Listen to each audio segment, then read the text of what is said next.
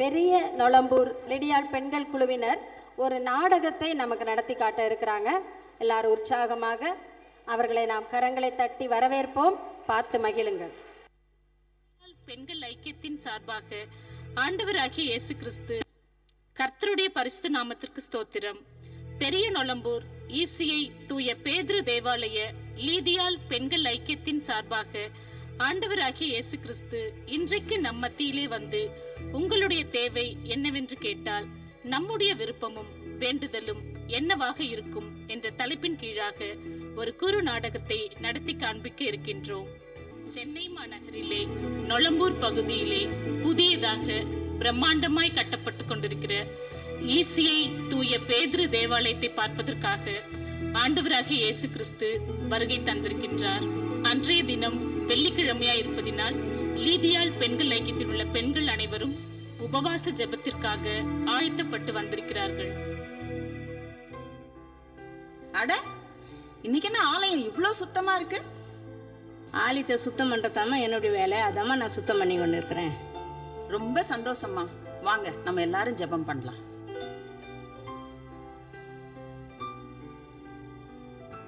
இந்த நொளம்பூரில் உள்ள என் ஜனங்கள் எல்லாம் எனக்காக பிரயாசப்பட்டு எவ்வளவு பெரிய பிரம்மாண்டமான ஆலயத்தை கட்டி கொண்டிருக்கிறார்கள். எனக்கு மிகவும் சந்தோஷமாக இருக்கிறது. இந்த பெண்கள் எல்லாம் எவ்வளவு உற்சாகமாகவும் தெய்வ பயத்தோடும் தங்கள் கவலைகள் எல்லாம் மறந்து என்னை ஆராதிக்கிறார்கள். இவர்கள் மீது நான் மிகவும் பிரியமா இருக்கிறேன். நான் இவர்களுக்காக எதையாகிலும் செய்ய வேண்டும். இந்த பெண்கள் அனைவரும் கூட குடும்பத்தை மிகவும் கவனத்தோடும் கருத்தோடும் தெய்வ பயத்தோடும் கட்டி எழுப்புகிறார்கள். இவர்களை நான் நிச்சயமாக ஆசீர்வதிக்க போகிறேன். எங்களை அதிகமாய் நேசிக்கிற தகப்பனே, உம்மை நன்றியோடு உம்மை துதிக்கிறோம், உம்மை ஸ்தோத்திரிக்கிறோம் அப்பா. எஸ்அப்பா, இந்த நேரத்திலே கர்த்தாவே நாங்கள் பெண்களாய் கூடியப்பா இந்த உபாச ஜபத்திலே கர்த்தாவே உம்மை நோக்கி பார்க்க கொடுத்த கிருபைக்காய் ஸ்தோத்திரம். எஸ்அப்பா, நீர் எங்க மத்தியில வருவேன் என்று சொன்னீர் ஆண்டவரே. எங்க மத்தியில நீங்க வாங்க இயேசு சுவாமி.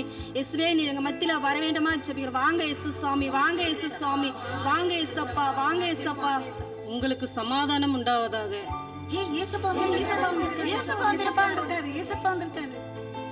ஏய், இரு நான் ஏசப்பாவோட ஒரு போட்டோ எடுத்துக்க போறேன். என்ன இயேசப்பா திடீர்னு வந்திருக்கீங்க? நம்பவே முடியல. என்னம்மா, இப்பதானே ஜெபம் பண்ணீங்க. வாங்க ஏசப்பா, வாங்க ஏசப்பான்னு கூப்பிட்டீங்க. இப்ப நம்பிக்கையே இல்லாம கேக்குறீங்க. எங்கே 2 பேராவது 3 பேராவது கூடி என் நாமத்தினாலே ஜெபிக்கும் பொழுது நான் வருவேன் என்று தெரியாதா? ஏய், சும்மா இரு. ஏசப்பா கோச்சுக்க போறாரு. ஏசப்பா கோச்சுக்காதீங்க ஏசப்பா, அவ தெரியாம சொல்லிட்டா. என்னங்க ஏசப்பா? உங்கள் மன விருப்பத்தை நிறைவேற்றவும் உங்களை ஆசீர்வதிக்கவும் உங்கள் மத்தியில் வந்திருக்கிறேன். உங்கள் விருப்பங்களை எல்லாம் கேளுங்கள், நான் தருகிறேன். ஏசப்பா, நீங்கள் திடீர்னு கேட்டதுனால எங்களுக்கு கையும் ஓடலை காலை ஓடலை ஏசப்பா. நாங்கள் புதுசாக ஒரு சர்ச்சு கட்டிட்டு இருக்கிறோம். அதில் ஒரு ரூமில் நீங்கள் உட்காந்துருங்க. நாங்கள் யோசிச்சுட்டு வந்து உங்களை கேட்குறோம். உங்கள் முன்னாடி டிஸ்கஸ் பண்ண எங்களுக்கு ஒரு மாதிரியாக இருக்குது. ஏய், ஏசப்பா கூட்டு உட்கார வை. சரிம்மா, போய் யோசித்துட்டு வாங்க. வாங்க வாங்க ஏசப்பா, உட்காருங்க ஏசப்பா. என்னம்மா, உனக்கு ஒன்றும் வேண்டாவா? நீ போய் எதையும் யோசிக்கலையா? ஏசப்பா, என்னை ஆசீர்வதித்திருக்கீங்க ஏசப்பா. என் தேவையில் என்ன என்று அறிந்து எல்லாவற்றையும் எனக்கு தந்திருக்கீங்க ஏசப்பா. அதுவே எனக்கு போதும் ஏசப்பா. உங்களுடைய பாதத்தில் அமர்ந்து உங்களுடைய வசனத்தை கேட்கணும். மரியாதை போல எடைப்படாத நல்ல பங்கு பெற்றுக்கொள்ள வேண்டிய ஏசப்பா. நல்லது மகளே.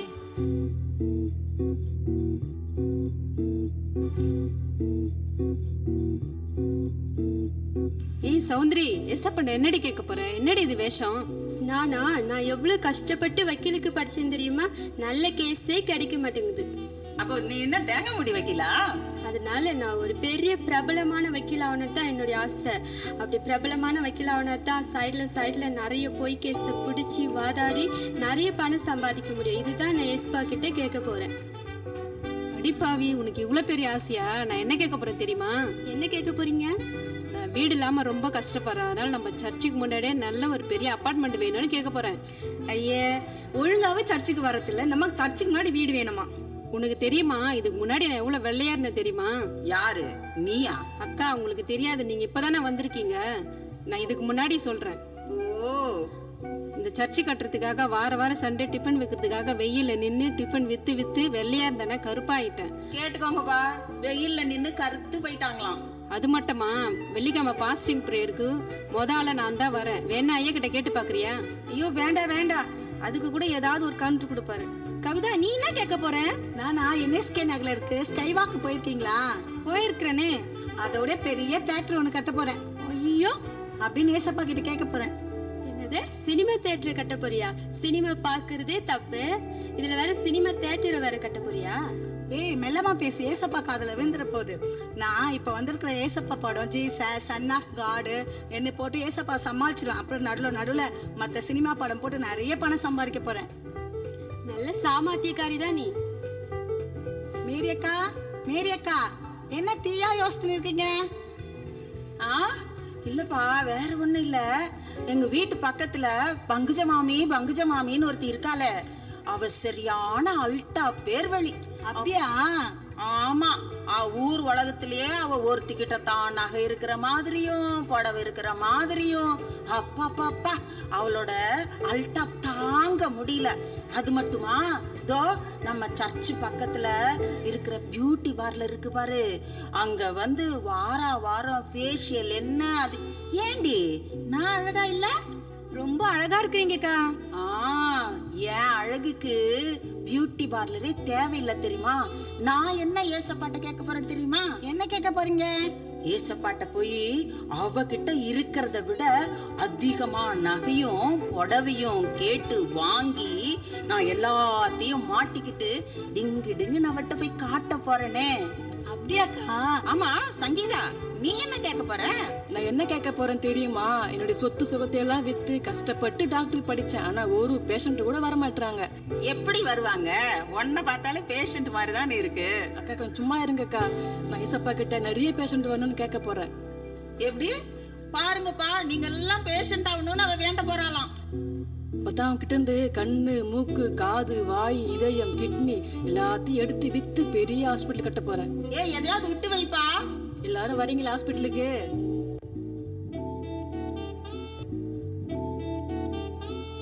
எல்லாரும் கம்முன்னு இருங்க. உங்க எல்லாரோடய நான் தான் பெரியவ. எனக்கு அரசியல்ல நிறைய அனுபவம் இருக்கு. அப்ப நீங்க என்ன கேட்க போறீங்க? முதலமைச்சர் ஆகணும்னு கேட்க போறேன். வருங்கால முதல்வர் வாழ்க வாழ்க, வருங்கால முதல்வர் வாழ்க வாழ்க. முதலமைச்சர் ஆக்கிட்டாருன்னு வச்சுக்கோங்க, எல்லா போஸ்டும் உங்களுக்கே கொடுத்துருவேன். நான் தான் கொள்கை பரப்பு செயலாளர். நான் தான் எம்பி. அக்கா நான் எம்எல்ஏ. அக்கா நான் தலைவர். அக்கா நான் கவுன்சிலர். இருங்க நான் தான் சொல்லுவேன். வார்டு மெம்பர், தலைவர், துணை தலைவர், கவுன்சிலர், எம்எல்ஏ, எம்பின்னு சொல்லி எல்லா பதவியிலையும் உங்களையே அமர்த்திடுவேன். ஐயா ஜாலி. அப்பா நினைச்சாலே இனிக்குது, சந்தோஷம் தாங்கலப்பா. என்ன இவ்ளோ லேட்டா வரீங்க? உபவாச கூட்டத்திற்கு சீக்கிரமா வரணும் தான் கிளம்பி வந்தேன்க்கா. வர வழியில ஸ்கூல் பையன் ஒன்று அடிபட்டு கிடந்தான். எல்லாருமே பார்த்துட்டு போயிட்டாங்க. எனக்கு மனசு கேட்கலக்கா. அதனால பக்கத்துல இருக்கிற ஹாஸ்பிட்டல் அவனை சேர்த்து அவங்க பேரண்ட்ஸ்க்கு இன்ஃபார்ம் பண்ணிட்டு வர்றதுக்கு லேட் ஆயிடுச்சுக்கா. ரொம்ப நல்ல காரியம் பண்ணப்பா. என்ன ஆட்டோக்காரக்கா, எப்பவுமே பிரேயருக்கு சீக்கிரமா வர நீங்க இன்னைக்கு லேட்டா வந்திருக்கீங்க. என் ஆட்டோவில் ஒரு தம்பதி ஏறினாங்க. என்னவோ தெரியல, ஏதோ கவலையா பேசிட்டே வந்தாங்க. மடிப்பக்க சவாரி. நானும் அவங்கள மடிப்பக்கத்துல இறக்கி விட்டுட்டு உபாச கூட்டத்திற்கு போலான்னு சொல்லிட்டு வேகமா வந்தேன்.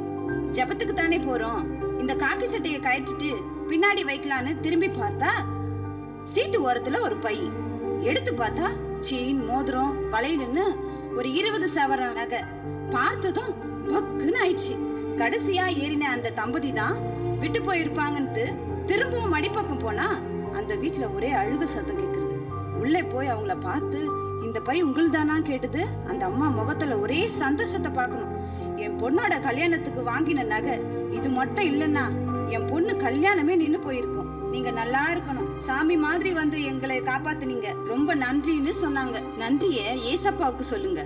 நான் ஏசப்பா பிள்ளை, பிறர் பொருளை எச்சியாதேன்னு அவர் எங்களுக்கு சொல்லி இருக்கிறார். அவர்தான் நேற்றும் இன்றும் என்றும் மாறாத தேவன். அவருக்கு மட்டும் நன்றி சொல்லுங்கன்னு சொல்லிட்டு வேகமா வந்தேன். அதுதான் கொஞ்சம் லேட்டு. சரி என்ன பார்க்காதீங்க, நான் ஏன் லேட்டுன்னு நானே சொல்லிடுறேன். எங்க ஆஃபீஸ்ல நேத்திக்கு ஒரு ப்ராஜெக்டை சக்சஸ்ஃபுல்லா முடிச்சதால எனக்கு ப்ரமோஷனோட எங்க மேனேஜர் 5 ஸ்டார் ஹோட்டல்ல ஒரு பெரிய பார்ட்டிக்கும் அரேஞ்ச் பண்ணிட்டாரு. இன்னைக்கு ஃபாஸ்டிங் ப்ரேயர் இருக்கு, பார்ட்டிக்கு வர முடியாதுன்னு எவ்வளவோ சொன்னேன். 5 ஸ்டார்ல பார்ட்டியா? ஆஹா, வெரைட்டியா போய் அங்க ஒரு வெட்டுறதை விட்டுட்டு இப்படி ஃபாஸ்டிங் பிரேயருக்கு போய் வந்திருக்கிய. இந்த ஃபாஸ்டிங் ப்ரேயர்ல கிடைக்கிற சந்தோஷம், தேவாசீர்வாதம் இதெல்லாம் 5 ஸ்டார் ஹோட்டல் பார்ட்டில கிடைக்குமா? அதனால எனக்கு ப்ரமோஷன் கட்டானாலும் பரவாயில்லன்னு சொல்லி பெர்மிஷன் போட்டுட்டு ஓடி வரேன். அதான் லேட்டு. என்ன என்ன புடகரம்மா, ரொம்ப பிஸியா? நீங்க கூட ரொம்ப லேட்டா வரீங்க. நம்ம பெண்கள் மாநாட்டிற்காக ஒரு பெரிய ஆர்டர் கிடைச்சது. அந்த புடவைக்கு டிசைன் போட்டு ரெடி பண்ணி இன்னைக்கு டெலிவரி பண்ணோம். சொன்ன வார்த்தையை காப்பாத்தின இல்லையா? அந்த டெலிவரி அனுப்பிட்டு வர கொஞ்சம் லேட் ஆயிடுச்சு. ஆமா, நாங்க தான் லேட்டு. நீங்க என்ன பிரேயர் நடத்தாம ஏதோ சீரியஸா பேசிட்டு இருக்கீங்க? ஆமா, உங்களுக்கு தெரியாது இல்ல, ஏசப்பா வந்திருக்கிறாரு. என்னது, ஏசப்பா வந்திருக்காங்களா? ஆமா, அதோ நான் போட்டோ கூட அவரோட சேர்ந்து எடுத்திருக்கேன் பாரு. இத நான் Facebookல போட போறேன். இனிமே நான் தான் வேர்ல்டு ஃபேமஸ் ஆக போறேன் பாரு. என் ப்ரொஃபைல்லயே இந்த போட்டோ தான் போட போறேன். அது மட்டும் இல்ல, ஏசப்பா சொன்னாரு, உங்களுக்கு எல்லாம் என்ன வேணுமோ கேளுங்க, நான் தரேன் அப்படின்னு. அதனாலதான் நாங்க எல்லாரும் உட்காந்து ஏசப்பாட்ட என்ன கேட்கலான்னு டிஸ்கஸ் பண்ணிட்டு இருக்கிறோம். என்ன பேசுறீங்க? ஏசப்பாவே வந்திருக்கிறாரு. அவரை விட நமக்கு வேற என்ன வேணும்? நம்ம அவருடைய பிள்ளை என்ற புத்திர சுகரத்தையே கொடுத்திருக்கிறாரே, இதை விட வேற என்ன வேணும்? என்னை ஒரு நல்ல டீச்சரா பணி செய்ய கிருபை செய்திருக்கிறார். இதோ இவள் எப்படி இருந்தால், இவளை ஒரு பெண் ஆட்டோ டிரைவர் என்ற பெருமையை இவளுக்கு தரல? உண்மைதான். ஒரு பெண் பிள்ளை ஆட்டோ ஓட்டுகிறான்னு கேலி செய்யறவங்க மத்தியில என்னை உயர்த்தி எல்லார் முன்னாடியும் நான் தலை நிமிர்ந்து நிற்க செய்தது ஏசப்பா தானே. இந்த உபாச கூட்டத்துல எத்தனை நாள் அழுது ஜெபிச்சிருக்கேன். இன்னைக்கு சிறந்த பெண் ஆட்டோ டிரைவர்னு எனக்கு விருது கூட கொடுத்திருக்காங்க. இதுவும் ஏசப்பாவுடைய கிருபை தானே. ஆமாக்கா, படிக்க வசதி இல்லாத எனக்கு தேவன் தந்த ஞானத்துல ஸ்காலர்ஷிப்ல படிச்சு முடிச்சு இப்போ ஒரு பெரிய MNCல கை நிறைய சம்பாதிக்கிறேனே, இதெல்லாம் எனக்கு எப்படி கிடைச்சது? தேவனுடைய கிருபையினால தானே.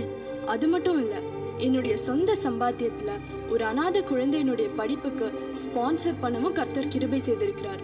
இதை விட எனக்கு வேற என்ன வேணும்? உங்களுக்கு வேணாம்னா நீங்க சும்மா இருங்கப்பா. ஏசப்பாவே குடுக்கறேன்னு சொல்லும்போது எங்களுக்கு வேணுங்கிறத நாங்க கேட்டு வாங்கிக்கிறோம். வாங்கப்பா, நம்ம எல்லாம் போலாம். சரி, நாங்களும் ஏசப்பா பார்க்க வரோம். நீங்க லேட்டா வந்தீங்களே, அதனால உங்களுக்கு ஏசப்பா ஏதாவது தருவாரா தரமாட்டாரா தெரியல. சரி சரி, வாங்க போலாம்.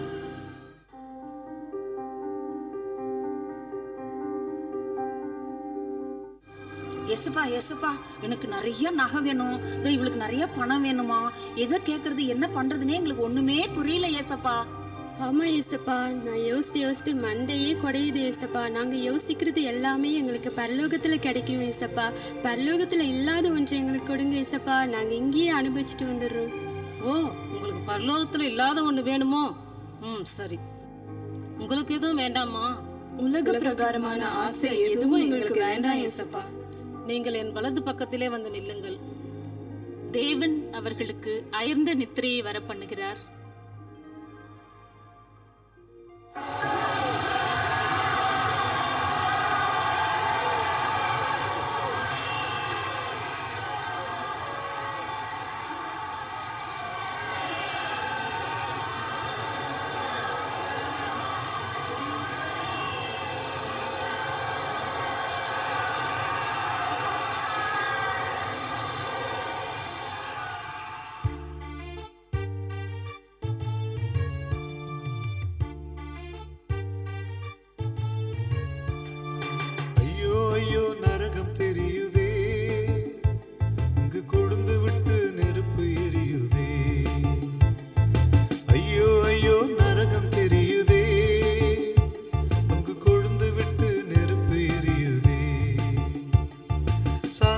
காப்பாரு சண்டையில் உன்ன போல யாரு, சமாதானம் பேரு கோபம் கொண்டா முகத்தை பாரு. சாந்திய காப்பாரு சண்டையில் உன்ன போல யாரு, சமாதானம் பேரு கோபம் கொண்டா முகத்தை பாரு. தேவ கோபம் மீறு முன்னே மனச மாத்த பாரு. ஐயோ நரக காட்சி பாரு. தேவ கோபம் மீறு முன்னே மனச மாத்த பாரு. ஐயோ நரக காட்சி பாரு.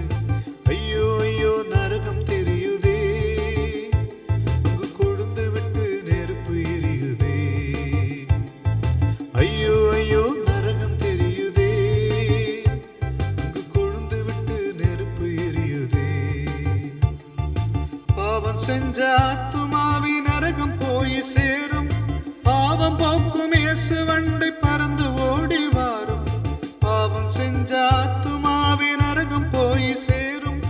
பாவம் போக்கும் இயேசு வண்டை பறந்து ஓடி வாரும். தேவ கோபம் மீறு முன்னே மனச மாத்த பாரும். ஐயோ இயேசு வண்டை வாரும். தேவ கோபம் மீறு முன்னே மனச மாத்த பாரும். அம்மா இயேசு இயேசுவண்டை வாரும். ஐயோ ஐயோ நரகம் தெரியுதே, அங்கு கொழுந்து விட்டு நெருப்பு எரியுதே. ஐயோ ஐயோ நரகம் தெரியுதே, அங்கு கொழுந்து விட்டு நெருப்பு எரியுதே.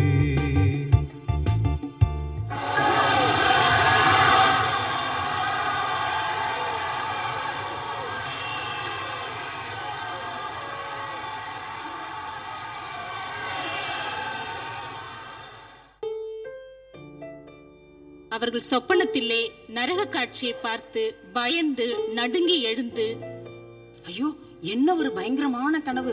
அப்பா ஏய் உனக்கு அந்த மாதிரி கனவு வந்ததா? ஆமாக்கா, உங்களுக்கும் வந்துச்சா? ஆமாக்கா, எனக்கு வந்துச்சு.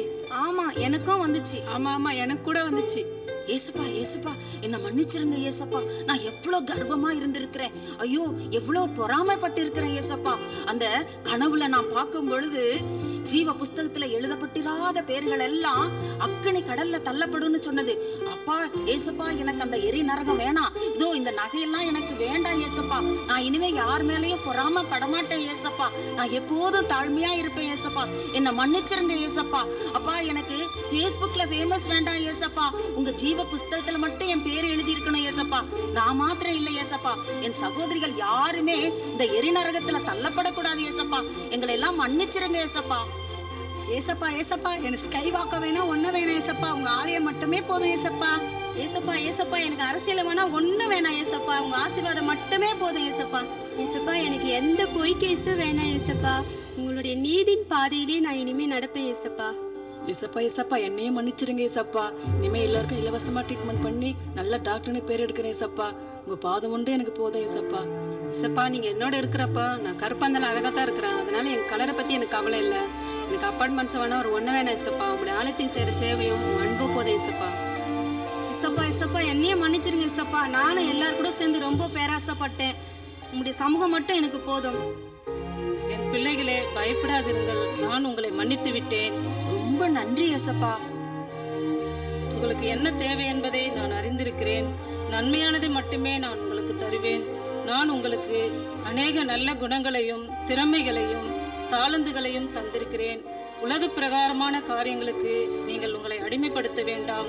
நீங்கள் அனைவரும் உங்கள் தவறை உணர்ந்து வருந்தி வந்திருக்கிறீர்கள், இனி பின்வாங்க வேண்டாம். இந்த 5 பேரும் புத்தியுள்ள ஸ்திரீகளைப் போல ஞானமாய் செயல்பட்டு இவர்களுக்கு கொடுக்கப்பட்ட காரியங்களில் பொறுமையாய் பின்வாங்காமல் இருந்ததினால் இவர்களுக்கு என் ஜீவ கிரீடத்தையும் முத்திரையையும் பதிக்கப் போகிறேன்.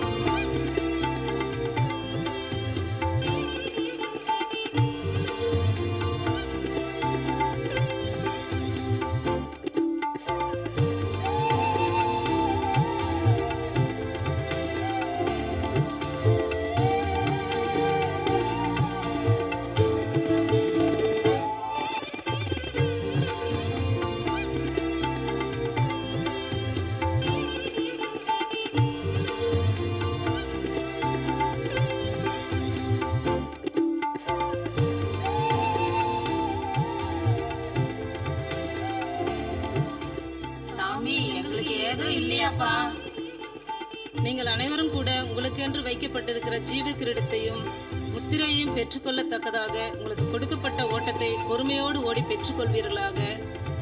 சரிங்க இயேசப்பா, நிச்சயமா நாங்க அப்படியே செய்வோம். நீங்கள் திரும்பி இந்த உலகத்திற்கு உங்களை யார் என்று காண்பீங்கள். உங்களுக்கு சமாதானம் உண்டாவதாக.